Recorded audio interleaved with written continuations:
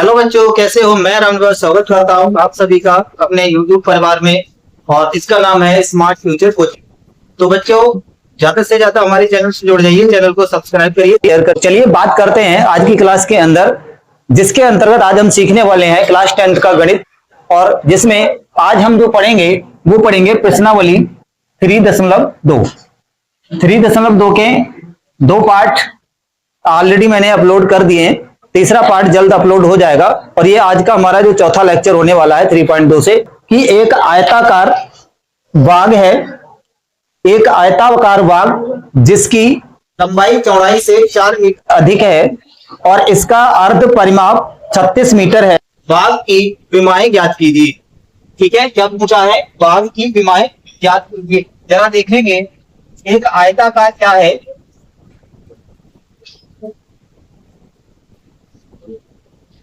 इस प्रकार का एक आयताकार क्या है? वाग है, और जिसकी लंबाई कौन सी होती है? जो साइड ज्यादा लंबी होगी, इसकी लेंथ इतनी है और ये इसकी क्या बनेगी? चौड़ाई। तो इसकी लंबाई मान लेते हैं, ये लंबाई है हमारी, और ये वाली इसकी क्या है? चौड़ाई है। ठीक है, ध्यान से समझना बच्चों इस प्रश्न को, थोड़ा सा टफ लगेगा बट एक दो बार करेंगे तो बहुत ज्यादा इजी भी लगेगा। तो यहां लंबाई और चौड़ाई को यहां हमने लिया है। अब प्रश्न जो कह रहा है वो क्या कह रहा है? कह रहा है कि लंबाई किससे? चौड़ाई से कितना अधिक है? 4 अधिक है। ठीक है, तो लंबाई इसकी क्या है? ये रही, ये इसकी क्या है? चौड़ाई। अब सपोज करो कि आपकी चौड़ाई कितनी आ गई? 2 आएगा, 2 आएगा। तो इसके बाद जो लंबाई होगी 4 अधिक होगी 2 से। 2 से कितने अधिक होगी? 4। तो लंबाई आपकी मिलेगी 2 + 4 = 6। ठीक है, कितना मिलेगी? 6। अब सपोज करो कि क्या आपके पास ना तो लंबाई है और ना ही चौड़ाई है, बस ये बोला है कि लंबाई जो है वो चौड़ाई से कितनी अधिक है? 4 अधिक है। अब जब लंबाई चौड़ाई 4 अधिक है तो देखेंगे चौड़ाई से 4 अधिक है, तो लंबाई को यदि मैं x मानता हूं तो चौड़ाई उसकी क्या हो जाएगी? चौड़ाई उसकी ये वाली क्या हो जाएगी? y। ठीक है, लंबाई यदि x मान लो तो उसकी चौड़ाई क्या बन जाएगी? y बन जाएगी, है ना। अगर प्रश्न के अकॉर्डिंग चल रहा हूं तो यहां पर क्या लिखना पड़ेगा कि जो लंबाई है वो चौड़ाई से अधिक है, यानी कि x बराबर क्या हो जाता है? y + 4 हो जाएगा। ये प्रश्न के अकॉर्डिंग अभी सब करूंगा, सब चीज समझ में आएगी। दूसरी चीज इन्होंने दे रखी है कि ये जो इसका परिमाप है, ठीक है, क्या होता है? परिमाप। तो इसका परिमाप जो होता है, सूत्र होता है परिमाप का 2l + v। ठीक है, क्या होता है इसका परिमाप? 2l + v, यानी कि 2 लंबाइयां है, इसमें 2 लेंथ है। कैसे निकल के आया उसको भी बताता हूं। इसमें 2 लेंथ है और 2 इसकी ब्रेथ है। ठीक है, जो ये लंबाई होगी इसके समान इसकी लंबाई इधर वाली भी होगी, चौड़ाई जो इधर की होगी वही इसकी इधर की होगी। तो इस तरीके से देखा जाए तो जो परिमाप निकलता है आयत का वो कैसे निकलता है? 2 लंबाई हो गई तो l प्लस, अगर मान लो यहां से चला, इसको l मान लिया, इसको हमने v मान लिया, तो ये l है तो ये भी l होगा, ये भी है तो ये भी होगा। अब यहां से चलेंगे तो l + v। परिमाप का मतलब क्या होता है? परिमाणी चारों तरफ, और माप मानी एक प्रकार का नाप, है ना। तो चारों भुजाओं को इकट्ठा करेंगे तो पूरा वही परिमाप निकलेगा। तो यहाँ पर लंबाई हो गया, चौड़ाई हो गया, फिर लंबाई आ गया और फिर चौड़ाई आ गया। अब हमारे फिर मत कह देना लंबाई आ गया, क्योंकि उसको वैल्यू जोड़ दीजिए। ठीक है, तो यहाँ से देखेंगे 2 l है और 2 v है। तो इस तरह से जो इसका सूत्र बनेगा इसका परिमाप का, तो वो बनेगा 2l + 2v, और यहाँ से l 2 कॉमन ले लिया जाएगा तो यहाँ बच जाएगा मेरे पास l + v। तो इस तरीके से इसका जो पूर्ण परिमाप है, ये कितना है? पूर्ण परिमाप। बट हमें क्वेश्चन में क्या दिया है, थोड़ा वहां अटेंशन रखना है, मतलब अटेंशन रखना है हमारा, कि जो परिमाप दिया है पूरा परिमाप नहीं है, वो क्या है? अर्ध परिमाप, है ना। वो क्या है? अर्ध परिमाप है, और अर्ध का मतलब हो जाता है फिर आधा। ठीक है, तो इसका मतलब है मैं इसको आधा करूंगा तो 2 से भाग लगा तो, और 2 से जब ये घटेगा तो परिमाप हमारा क्या बनेगा? l plus. ठीक है, समझ गए चीज को। तो यहाँ पे परिमाप की जगह जो दिया गया है मुझे सवाल के अंदर, वो दिया है अर्ध परिमाप, और अर्ध परिमाप जो मेरा बन गया वो क्या बन गया? वो बना है l + v। ठीक है, क्या बना है? l + v। इसका मतलब है कि आपके पास जो है क्वेश्चन के अंदर वो L प्लस B बराबर दे रखा है। कितना दे रखा है? 36। चलिए हम चीजों को समझ लिए इनको, अब हम इसको कर लेते हैं थोड़ा सा सॉल्व। किस तरीके से सॉल्व करते हैं, और वो भी ग्राफीय विधि से हल करवाया है ना, उसकी विमाएं ज्ञात करनी। ठीक है, क्या करनी है? विमाएं। अब इसमें विमाएं आपको ज्ञात करनी है, लेकिन इसने ये नहीं बोला आप किस विधि से हल कर रहे हो। तो ग्राफीय विधि से हल कर सकते हो या फिर विलोपन विधि से भी हल कर सकते हो, आपकी इच्छा हो किसी विधि से हल कर सकते हो। तो चलिए सबसे पहले हम चलेंगे क्या, यहाँ ना तो देखिए आयताकार भागा, ना लंबाई है ना चौड़ाई है, तो इसकी लंबाई को मैं x मान लू या बताओ l मान लू, जो इच्छा करे वो मान लो। तो मैं मानता हूं, माना आयताकार भाग की लंबाई x मीटर तथा चौड़ाई y मीटर है। ठीक है, इतना ये मान लिया। अब यहाँ प्रश्न क्या कह रहा है ये तो मान लिया, और दिया क्या है? दिया है आयताकार भाग का परिमाप, यानी कि आयताकार भाग का अर्ध परिमाप बराबर 2L प्लस B। ठीक है, यहाँ L क्या है? ये L लंबाई है, क्या है? लंबाई, और B क्या है? चौड़ाई। ठीक, अब देखना है अर्ध परिमाप जो दे रखा है, तो इसकी जगह पे क्या आएगा? जो अर्ध परिमाप दिया गया है ना, तो दिया है कि अपने जो अर्ध परिमाप इसका लिखा है तो वो कितना है? आप ऐसा करो, इसके बराबर में आप इधर 36 लिख, ऐसे लिख देते हैं। ठीक है, वैसे वो भी सही था, अर्ध परिमाप की जगह लगा लेता, लेकिन इस तरह से ज्यादा बेस्ट रहेगा। तो यहाँ जो मेरा दिया गया वो क्या है? अर्ध परिमाप बराबर 36। अब आपको अर्ध परिमाप का जस्ट अभी हमने बता दिया क्या होता है, L प्लस B। तो यहाँ पर डायरेक्ट L प्लस B लिखेंगे, और इसके बराबर क्या हो जाएगा? 36। अब हमने L बराबर क्या माना है? X, यानी कि लंबाई को हमने X मान रखा है, चौड़ाई को हमने Y मान रखा है। तो इसकी जगह क्या लगा देंगे? चेंज कर देंगे इसको X से, L को X से, और B को चौड़ाई को है, तो B चौड़ाई माना हमने Y। तो यहाँ पे B की जगह Y, L की जगह X बराबर 36। इसे आप समीकरण 1 बना देंगे। ठीक है, 36 बन गया ये हमारा। अच्छा, प्रश्न में जो दे रखा है, प्रश्न क्या कहता है कि लंबाई जो है वो चौड़ाई से 4 मीटर अधिक है। अब हम आते हैं प्रश्न के अनुसार, प्रश्न ने जो बोला क्या उस हिसाब से करेंगे हम। तो मुझे क्या बोला? मुझसे कहा गया कि जो लंबाई है ना वो चौड़ाई से 4 अधिक है। तो लंबाई क्या है बाबू? x, चौड़ाई क्या है? y। अब लंबाई अधिक है किससे? चौड़ाई से, तो 4 इधर ऐड कर देंगे। इसे आप क्या बना दो? समीकरण 2। ठीक है, तो माइनस का y प्लस का 4, इसे आप समीकरण 3 दे देंगे। ठीक है, अब यहाँ लिखना है कि समीकरण ये वाली के व समीकरण 2 को विलोपन विधि से हल करना।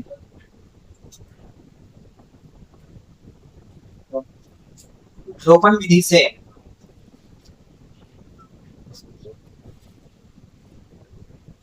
ठीक है हल करनी। हमने विलोपन विधि की बात हुई, तो हम क्या देखेंगे कि यहाँ मेरे पास जो समीकरण नंबर 3 है और समीकरण नंबर 1 है, पहले उसको ऊपर नीचे लिखेंगे। तो यहाँ लिखेंगे x प्लस वाई बराबर 36, और यहाँ लिखेंगे x माइनस वाई बराबर 4। आपको आपका क्या मन करेगा? y वाले x को काटने का, यानी y चर को या x चर को, जिसको भी काटना है आप काट सकते हैं। ठीक, अब दोनों ही बराबर है। कैसा यहाँ पे? दोनों ही बराबर है। बस इतना ध्यान रखना जैसे एक्स एक्स कट रहा है ऊपर नीचे देखना है, या फिर आप वाई वाई को काट रहे हैं, ये देखना। अब इसके आगे थोड़ा सा चिन्ह पे गौर करना होता है। अगर यहाँ मान लिया प्लस प्लस चिन्ह है और आप इस एक्स अक्ष को काट रहे हो या फिर एक्स चर को आप काट रहे हो एक्स वाले, तो दोनों चिन्ह चाहे माइनस के हो, ये दोनों ध्यान रखना समान चिन्ह है। ये एक्स वाले को काट रहे हो और उसके आगे समान चिन्ह है, या वो प्लस के सही या फिर वो माइनस के सही, तो ऐसी कंडीशन पे हम करते हैं घटाने पर। ठीक है, क्या करते हैं, घटाने पर हल करेंगे।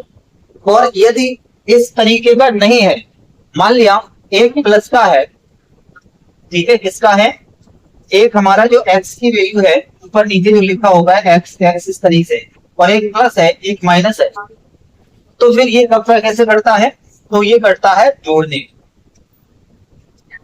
है ना। तो इसको करते हैं हर जोड़ने पे, ध्यान से समझना इन चीजों को। ऐसी अगर कंडीशन आए तो इसको क्या करेंगे, जोड़ने पर हल करेंगे। और यदि दोनों प्लस प्लस कंडीशन आ जाती है तो क्या करेंगे, घटाने पर। ठीक है, यदि माइनस माइनस की कंडीशन आ जाती है, इस कंडीशन पे भी क्या करते हैं, घटाने पर ही सॉल्व करते हैं। ठीक है, तो सेम प्रोसेस अभी मैंने एक्स का समझाया, यदि आपको वाई वाला पद को काटना है तो वाई वाले में भी यही दिमाग लगाना पड़ेगा कि वो समान चिन्ह तो नहीं है दोनों के आगे। ये दोनों के आगे समान चिन्ह है तो आप उसको घटाने पर सॉल्व करते हो। अगर एक प्लस और एक माइनस का आता है तो ऐसी कंडीशन में वो जोड़ने पर हल होगा। ठीक है, तो हम देखेंगे कि किस तरीके से हम सॉल्व करते हैं इसको। यहाँ अगर मैं एक्स को काट रहा हूं तो सोच लेंगे एक्स के आगे तो कोई चिन्ह नहीं है, जहां कोई चिन्ह नहीं है वहां प्लस होता है, इस चीज को भी ध्यान रखना। तो यहाँ कोई चिन्ह नहीं है तो ये प्लस माना जाएगा दोनों तरफ। अगर मैं इस एक्स वाले को काटूंगा तो ये घटाने पे कटेगा। कैसे कटेगा, घटाने पे कटेगा। अब जरा बताओ, यदि मैं एक्स वाले का हल इसको नहीं बराबर करके, क्योंकि दोनों ही बराबर हैं, आप दोनों में से कोई एक काट सकते हो। यहाँ वाई वाले को अगर मैं कर रहा हूं तो यहाँ प्लस यहाँ माइनस है, तो इसका मतलब ये जोड़ने पे कटेगा, है ना। तो चलिए मैं इस एक्स वाले को इसके द्वारा इसको हल करता हूँ, एक्स एक्स काटने का प्रयास करूंगा और देखना है कि दोनों के आगे क्या है। तो दोनों के आगे क्या है, प्लस का है ना। प्लस जब होता है तो इसको हम क्या देखेंगे, यहाँ पर कैसे काटेंगे इसको, घटाने पर। ठीक है, घटाने पर। अब घटाने पर देखिए, जब घटाएंगे तो माइनस चिन्ह आएगा और एक माइनस ये होगा तो माइनस पूरे में, जैसे ये मान लिया ऐसे हर लिखना होता है इस तरीके से एक्स माइनस वाई। अगर मैं घटाने पर काट रहा हूँ तो ये ब्रैकेट हटेगा तो ये माइनस एक्स होगा और माइनस माइनस क्या हो जाता है, प्लस हो जाता है। और आगे भी देखिए प्लस का है तो वो भी किसका हो जाएगा, माइनस का। चिन्ह चेंज हो जाते हैं घटाने पे जब काटेंगे। यहाँ माइनस आएगा, ये माइनस का एक्स होगा और ये माइनस का एक्स होकर के यहाँ कितना हो जाएगा, ये माइनस की जगह यहाँ प्लस बन गया है। ऊपर काटने नहीं कर रहा क्योंकि फिर उस हिसाब से मेरा जो है ब्रैकेट समीकरण गलत हो जाएगा। तो वहां इस माइनस की वजह से यहाँ माइनस टकराया, माइनस माइनस के गुणा हुआ तो नीचे उसके लिख दिया मैंने प्लस हो गए। ठीक है, माइनस ऊपर वाला खत्म है, आपका नीचे वाले पे ध्यान देना है। ऐसे ही माइनस की यहाँ गुणा होगी तो यहाँ पर भी ये माइनस का 4 हो जाएगा, प्लस वाला खत्म माइनस वाला जितना हो गया। अब इसको यहाँ से देखिए कर देंगे, क्योंकि एक प्लस और एक माइनस, मान लिया माइनस का प्लस का 1 है, एक माइनस का 1 है, तो घटा देंगे तो 0 तो है। तो इस तरीके से यहाँ क्या होगा, ये कट गया। और यहाँ देखेंगे तो ये प्लस का ये प्लस का है तो इसको जुड़ जाएगा। तो ये दोनों समान चिन्ह होते तो जोड़ देते हैं ना। आप सोच रहे हैं कुछ बच्चे साथी अभी तो घटाने की बात करें, जोड़ काय को दे रहे हैं, ये ही तो समझना है। जब घटाने की बात हो रही है तो क्यों जुड़ रहा है, क्योंकि समान चिन्ह अगर हो जाते हैं, चाहे वो घटाने की स्थिति में हो चाहे अगर वो जोड़ने की स्थिति में हो, उस कंडीशन में जब समान चिन्ह है तो आपको जोड़ना ही पड़ेगा। तो यहाँ पे वाई वाई 2y और देखेंगे यहाँ 36 यहाँ माइनस का 4, 36 में 4 घटा दिया 32। अगर यहाँ से मैं इसको निकालूंगा तो y बराबर 32 बटा 2 और 2 से इसको काट दूंगा तो y का मान कितना आ जाएगा, 16। y का मान कितना आ जाएगा, 16। भाग लगाओगे, 2 1 कम 2 1 बचा 12 2 चल। अब इसको क्या करना है, इससे y की मान को यानी y का मान समीकरण 1 में रखने का। आप इच्छा अनुसार समीकरण 1 में रख सकते हो, समीकरण 2 में रख सकते हो, जो आपकी मर्जी करे वैसा नाम रख। तो मैं समीकरण 1 में रख दे रहा हूँ। समीकरण 1 है मेरे पास x प्लस वाई बराबर 36। y की वैल्यू कितनी लगानी है आपको? 16 बराबर कितना हो जाता है? 36। x बराबर 36, ये माइनस का जाएगा उधर हो जाएगा, है ना, माइनस का जाएगा। तो यहाँ पर x बराबर कितना आ जाएगा? 36 से आप 16 कम करते हैं तो कितना आता है? कितना आता है? 20। ठीक है, कितना आ जाता है? 20। x बराबर इसमें कितना आया? 20 और y बराबर कितना आया? 16। अब आप यहाँ देखोगे हमने क्या माना था लंबाई को? x माना था। ठीक है, तो हम यहाँ लिखेंगे अतः लंबाई बराबर 20 तथा चौड़ाई बराबर 16। अब आप देख रहे होंगे कि लंबाई चौड़ाई से 4 मीटर अधिक है। बस ये अंतर इसका इतना होना चाहिए, 20 और 16 के बीच में 4 का गैप आ रहा है, इसका मतलब लंबाई 4 अधिक है चौड़ाई से, है ना। तो इस क्वेश्चन का हमारा आंसर याद। ठीक है, क्वेश्चन क्लियर समझ में आ गया। इसके बाद अब हम नेक्स्ट क्वेश्चन की बात करते हैं।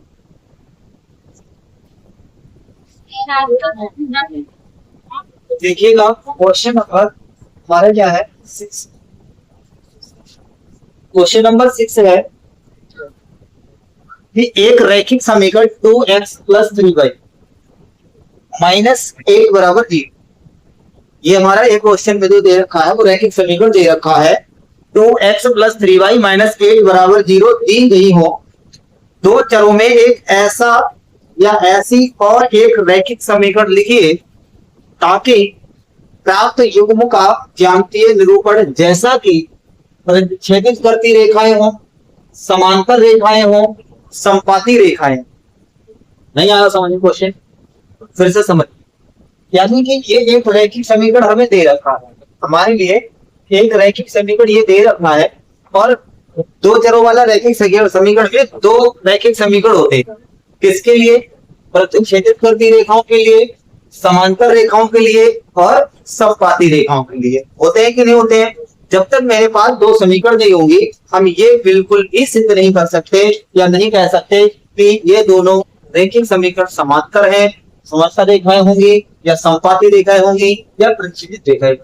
तो कहने का मतलब ये है का कि मैं आपको एक समीकरण ये दे रहा हूं और एक समीकरण अपने आप से खुद ऐसी बतानी है जो इसका और जो आप एक दूसरा समीकरण लिखें उसका कैसा होना चाहिए वो समीकरण इसके साथ वाला जो आप दूसरा लिखेंगे छेदित करते होगा होना। यदि जब दोनों की तुलना करेंगे अनुपातों का b1 और a2 बराबर b1 बटा b2 बराबर, है ना, बराबर नहीं होनी चाहिए। तो ऐसा एक समीकरण खुद से सोच के लिखना है जो इस वाले के और जो दूसरा आप समीकरण लिखो वो किस कैटेगरी में आ जाए? प्रतिच्छेदित करते हुए में आ जाए। तो एक ऐसा समीकरण और सोचना है कि जिसमें वो समांतर रेखाओं के अंतर्गत आ जाए। तीसरा फिर एक ऐसा और समीकरण लिखना है, ये एक ही रहेगा, ये एक ही रहेगा तीनों के लिए, लेकिन आपको तीन समीकरण अलग अलग दिशाओं में अलग अलग जो निर्देश हमें दिया गया है जिनकी वजह से हमें करना है अपनी तरफ से सोचना है वो इस तरीके का हमें अपने आप खुद से एक समीकरण लिखना होता है। तो देखेंगे, अच्छा मेरा यहाँ पर जो रिएक्शन पहला जो हमारा समीकरण है रैखिक वाला वो 2x प्लस 3y माइनस 8 बराबर 0 है। तीनों के लिए ये सेम रहने वाला है, ठीक है। अच्छा प्रतिच्छेदित के लिए जब हम बात करें इसके लिए देखेंगे, सबसे पहले इसको यहाँ लिखेंगे 2x प्लस 3y माइनस 8 बराबर 0, ठीक है।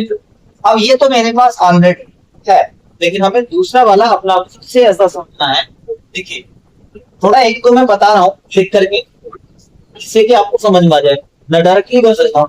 जैसे मैं अगर यहाँ पर 4x प्लस 6y और माइनस का 16 लिख तो क्या इन दोनों का अनुपात जो है वो प्रतिच्छेदित करती रेखाओं के अंतर्गत आ पाएगा? इसको देखना पड़ेगा। इसको देखिएगा a1 बटा a2 बराबर नहीं होता है b1 बटा b2। ये कंडीशन होती है हमारी किसके लिए? प्रतिच्छेदित होती है। अब यहाँ से अगर मैं मान निकालता हूँ तो a1 बटा a2 का मतलब हो जाएगा कि 2 बटा 4, a1 बटा a2 बराबर होगा 2 बटा 4। जब इसको सॉल्व करोगे तो कितना आ जाएगा? 1 बटा 4, 1 बटा। अगर यहाँ से देखेंगे b1 बटा b2 बराबर तो मिलेगा आपको 3 बटा 6, इसे सॉल्व करोगे 1/, अब यहाँ देख पा रहे हो कि a1 बटा a2 बराबर है किसके, b1 बटा b2। ये दोनों मान तो बराबर आ रहे हैं और हमें परिक्षण के लिए क्या चाहिए कि a1 बटा a2 होना चाहिए, उसका जो अनुपात है वो b1 बटा b2 अनुपात के बराबर नहीं हो, तभी तो होगा। तो हम ये गलत लिख रहे हैं भैया, ये गलत हम समीकरण लिख रहे हैं, इसका मतलब ये तो है। तो हमको कैसा समीकरण लिखना चाहिए, हमें कोई ऐसा समीकरण बताना चाहिए कि जो प्रतिच्छेदन के लिए सटीक बैठे। ठीक है, तो हम यहाँ लिखेंगे प्रतिच्छेदन के लिए, प्रतिच्छेदन के लिए।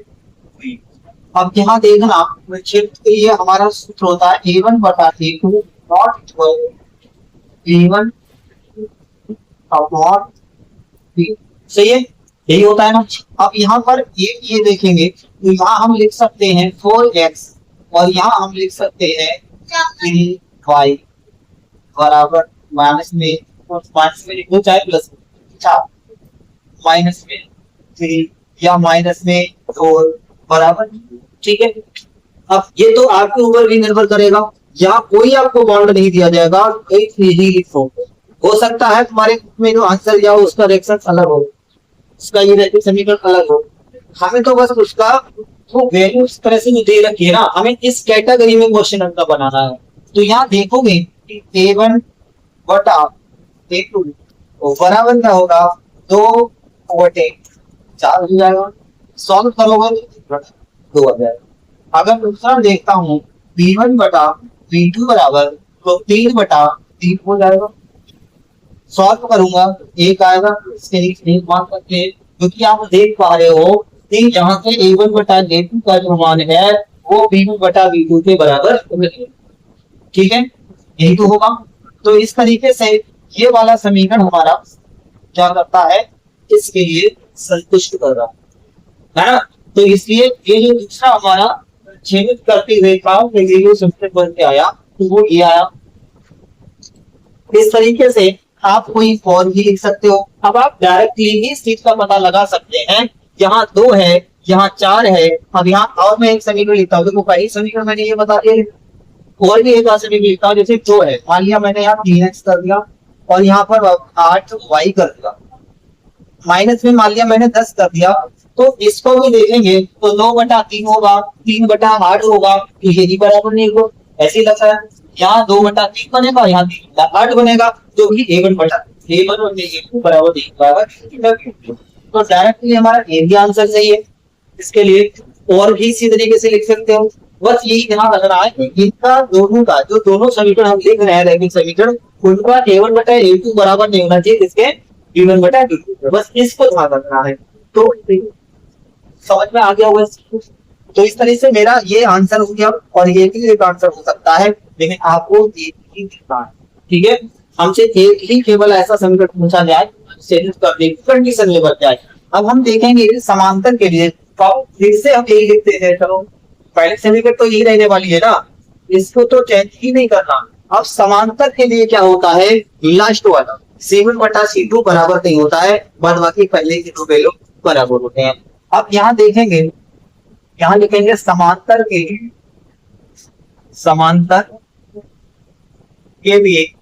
अब समांतर के लिए जब कहानी आई कि a1 बटा a वो बराबर होगा b1 बटा b2, लेकिन बराबर नहीं होगा b1 बटा इधर भी लिख देता, इसके लिए इधर को 2x प्लस 3y माइनस 1 बराबर 0 रहेगा। और यहाँ संपाती है, तो संपाती के लिए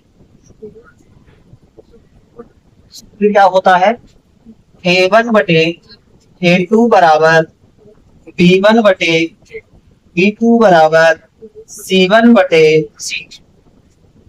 ठीक है, तो अब ऐसा मुझे कोई समीकरण बनाना है इसके लिए और इसके लिए, इसमें ऐसा बनाना है कि c1 वाला बराबर ना हो c1 बटा c, और इसमें ऐसा बनाना है कि 0 बराबर हो जाए, लेकिन उससे भिन्न होना चाहिए। सेम ऐसा तो नहीं होगा। अब देखेंगे यहाँ 2x है, तो मैं यहाँ पे मान लिया 4x में किया, यहाँ पे 3x है, कितना है 3x है, तो यहाँ पर मैं 6y लिख देता हूँ।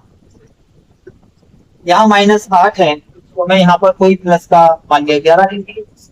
एक तो डिफरेंस बनाना है, यहाँ देखोगे 2 एकम 2, 2 गुना 4, 3 एकम 3, 3 दूनी 6, 1/2 1/2 हो रहा है, ऐसे ही दिख रहा है ना। तो यहाँ से देखेंगे तो ये वाला हमारा समीकरण सही हो जाएगा। अगर अनुपात निकाल के देखना चाहते हो तो आप देख सकते हो टेबल बटा के टेबल में 2 4 सॉल्व करेंगे 1/, V1 की वैल्यू V1 बटा V2, तो V1 की वैल्यू कितनी 3, V2 की वैल्यू कितनी है 6, सॉल्व करेंगे 1/2, C1 बटा C2, C1 की वैल्यू -8, C2 की वैल्यू 11। जब इसको सॉल्व नहीं कर पाएंगे तो इसकी वैल्यू नहीं रहेगी। तो हमें क्या मिला A1 बटा A2 1/2 आया, B1 बटा B2 1/2 आया। इसका मतलब है A1 बटा A2 बराबर है B1 बटा B2 के, पर C1 बटा C2 के बराबर नहीं। ठीक है, ऐसे कंडीशन में हमारा ये वाला समीकरण सही है। ऐसा अब आप थोड़ी दूसरा सोच के लिख सकते हो, यहाँ 3x कर लीजिए, यहाँ पर 3x कर लीजिए, अब 3x यहाँ हो जाएगा 2/3 हो जाएगा। ऊपर नीचे इसमें देखो 2/, अगर यहाँ 3 कर दिया तो यहाँ आपकी हिम्मत नहीं थी 2/3 बना, नहीं बनेगा। तो ऐसे ही समीकरण सोच के रखना है। जैसे 2/, आप यहाँ पे क्या कर सकते हो 8 कर सकते हो, तो 2 एकम 2, 2 चौक 8, 1/4 इधर बनेगा। अब 1/4 इधर की होगा, तो 3 एकम 3 और 3 चौक 12, तो इसको मतलब यहाँ 12 लिखना पड़ेगा, तो ये भी समीकरण एक बन जाता। तो इस तरीके से एक समीकरण यहाँ होगा। अच्छा, यहाँ के लिए भी देखिए तीनों वैल्यू बराबर दी है, यहाँ x है तो मैं इधर कर देता हूँ 8x। यहाँ देखेंगे 2 एकम 2, 2 चौक 8, मतलब 1/4 का अनुपात शुरू होना है।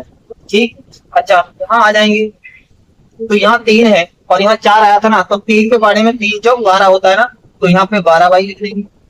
अब यहाँ देखिए -8 है और -8 है तो माइनस भी खत्म होना है, तो 8 और 8 चौक कितना होता है 32, लेकिन यहाँ माइनस है तो यहाँ भी माइनस रखना है, यहाँ पर हो जाएगा 32 बराबर। तो ये समीकरण हमारा एकदम फिट बैठेगा समपाती। ठीक है, इस तरीके से ये हमारा क्वेश्चन पूरा कंप्लीट होता है।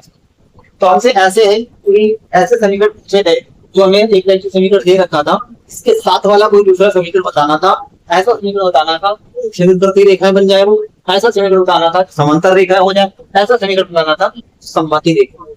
ठीक है, तो आई होप ये क्वेश्चन भी आपने अच्छे से समझा। क्वेश्चन नंबर 6 को हम यहाँ कंप्लीट कर लिए और इसके बाद आपका एक लास्ट क्वेश्चन है सब्जेक्ट का, और इसको क्वेश्चन नंबर 7 के नाम से डालेंगे। वो क्या कहता है चलिए देखते हैं।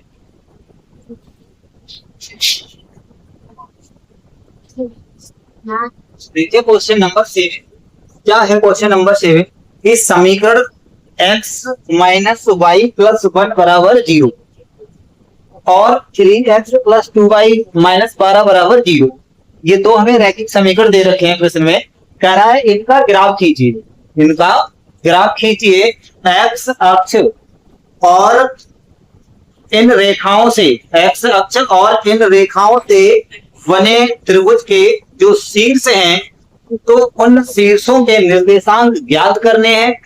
और दूसरी चीज, जो त्रिभुज बन जाए उस त्रिभुज को क्या करना है, छायांकित भी करना।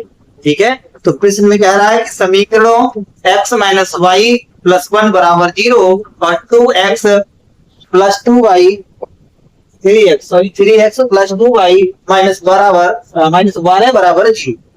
तो जो -12 बराबर 0 है, इन दो हमारी जो रैखिक समीकरण दे रखी है, इनसे क्या करना है, एक ग्राफ खींचना है।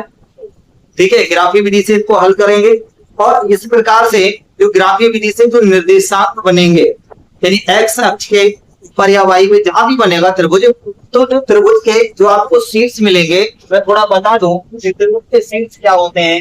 जिस त्रिभुज की जिस बिंदु पर दो भुजाएं आपस में मिलती हैं, जैसे त्रिभुज की ये भुजा और ये भुजा यहाँ मिल रही है, तो ये शीर्ष हुआ, ये भुजा यहाँ मिल रही है, ये शीर्ष हुआ, ये शीर्ष हुआ।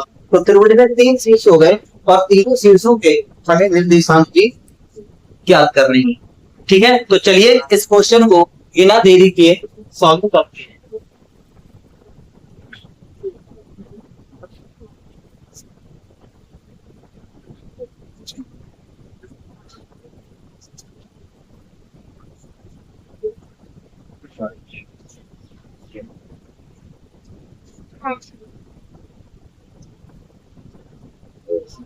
देख, तो यहाँ सबसे पहले हम क्या करेंगे, यहाँ लिखेंगे समीकरण x,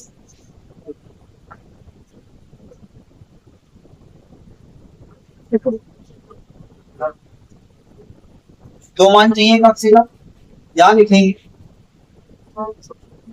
समीकरण दो,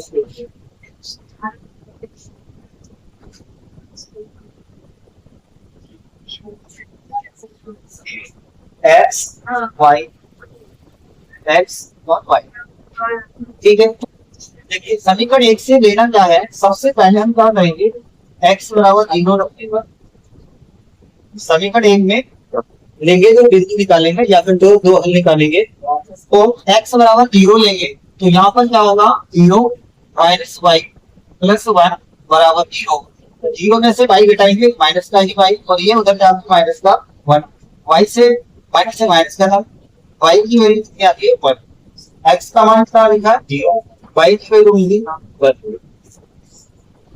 नेक्स्ट क्या करेंगे, नेक्स्ट हम कोई और वैल्यू रखेंगे, माइनस वाली रख लेते हैं या प्लस वाली रख लेते हैं, दो बनती है। तो यहाँ पर x बराबर पुनः क्या करते हैं, माना मैं यहाँ पे 2 रख लेता हूँ, ठीक है, कितना रख लेता हूँ 2, तो जैसे हम इसको 2 रखेंगे, अब 2 रखने से यहाँ क्या हो जाएगा 2 माइनस वाई प्लस 1 बराबर 0, तो यहाँ माइनस का वाई होगा, 2 और 1 मिलके ये 3, ठीक है, प्लस के 3 बराबर 0, माइनस वाई, ये माइनस का 3 उधर जाके प्लस का 3 उधर जाके किसका होगा माइनस, माइनस में माइनस का कर देना है, वाई की वैल्यू कितनी आएगी, तो यहाँ x बराबर हमने क्या रखा, y बराबर कितना मिल गया, ठीक है, समीकरण से काम किया था। अब हम बढ़ेंगे समीकरण, यहाँ पर भी x बराबर आप क्या रखें, 2 रखें, जैसे यहाँ 0 रखेंगे तो 3x की जगह पे क्या आ गया 0, 2y माइनस 12 बराबर 0, यहाँ पूरा 0 हो जाएगा गुणा करने से, यहाँ क्या बचा 2y, और ये माइनस का उधर जाएगा तो प्लस का 12, 2 से इसको काटेंगे तो 2 4 6 आ जाएगा बराबर, तो इसका मतलब है x की वैल्यू 0 है, तो y का मान मिलेगा 6। आप क्या करेंगे, एक बार y का मान 0 रख लीजिए, या फिर x का ही कोई दूसरा मान रख लीजिए, x बराबर फिर से क्या रखते हैं, फिर से मान लिया हमने 2 रख लिया,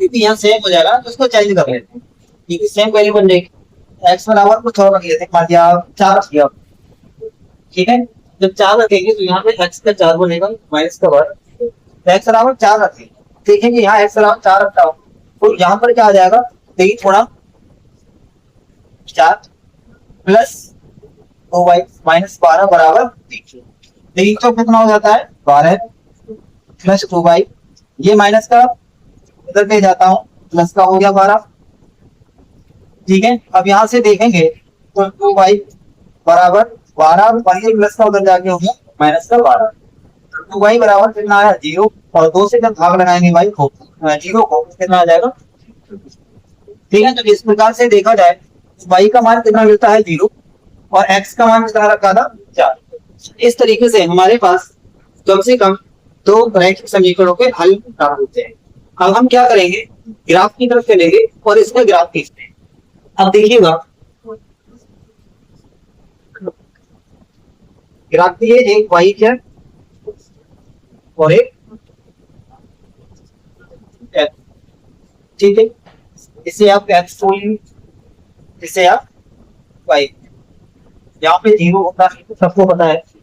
अब देखेंगे माइनस की कोई वैल्यू है क्या मेरे पास, यहाँ नजर डालेंगे कोई भी माइनस की वैल्यू इसमें नहीं दी गई, तो हम यहाँ क्या करेंगे, देखिए x बराबर यहाँ पे अधिकतम वैल्यू 4 है, तो 5 6 तक खींच लेंगे, कोई दिक्कत नहीं है, 1 2 3 4 5 6, 1 2 3 4 5 6।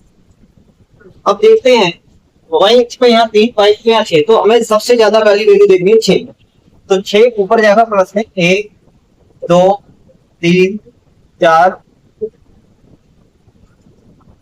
5 6 7, बात तो मुझे माइनस की नहीं चाहिए, तो मैं माइनस की तरफ तो नहीं जा रहा, दोनों प्लस में ही काम हो जाएगा। 1 2 3 4 5 6 7। अब देखेंगे 0,1, पहले इससे चलेंगे समीकरण से। पहला है 0, फिर है 1, तो देखेंगे 0 तो यही रहेगा एक्स अक्ष पे या वाई अक्ष पे, दोनों। वाई अक्ष पे कितना है 1, तो वाई अक्ष ये रहा, तो मतलब ये वाला पॉइंट यहाँ पे है। सही है, देखो ध्यान से, ये एक्स अक्ष है, एक्स अक्ष के लिए ऐसी वाली लाइन, और ये वाई अक्ष है, इसमें ऐसी वाली है, ऐसी और ऐसी खींचेंगे तो यहाँ एक बिंदु मिलेगा, और इस बिंदु का नाम क्या है 0,1, 0,1। ठीक है, यह लिख दिया। 2,3, एक्स अक्ष कितना है 2, ये रहा, 3 ये रहा। अब देखेंगे इसको, ऐसे ये लाइन है ना, ऊपर जाएगी ना ऐसे, और ये लाइन ऐसे आएगी, तो ये पॉइंट यहाँ मिल जाएगा। ठीक है, ये पॉइंट वहां मिल गया। इसकी जगह पे क्या लिखते हैं ऊपर 2, अच्छा यहाँ आ जाते हैं, पहले इसको मिला दूं क्या, मिला दो।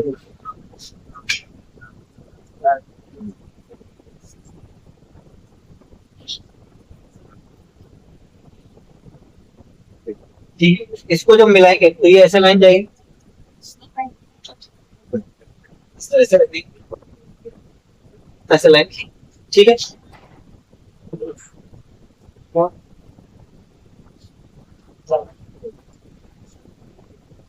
चलो इसको बाद में कर देना है ना, बाद में, अभी इतना।